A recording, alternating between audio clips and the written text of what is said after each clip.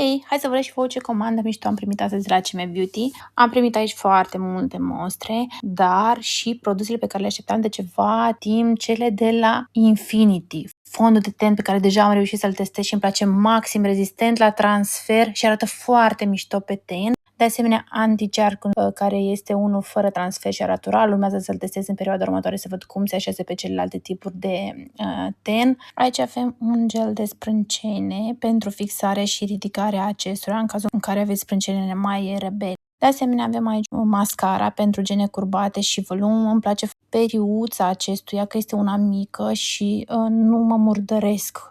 Prefer astfel de mascara eu.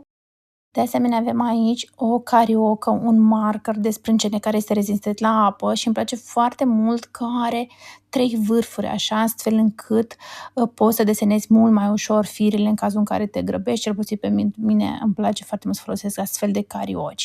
De asemenea, mai am aici un mascara care este 3 în 1, este pentru volum, alungire și rezistență.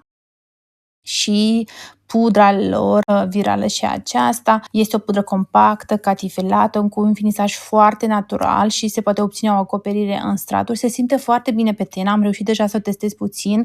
Vedeți și aici că este foarte fină și catifelată. Și ultima este o paletă care mă duce cu gândul efectiv la vară. Este foarte interesantă, are culori atât de fate cât și mate, foarte pigmentate, le-am testat fără absolut nicio bază și chiar arată foarte bine. Puteți vedea aici aceste topere care efectiv sunt superbe. Cred că poți face cu ea și un machiaj mai natural, dar și unul mai îndrăzneț de seară. Abia aștept să pun în aplicare toate produsele. Voi ați reușit să testați produse de la Infinity?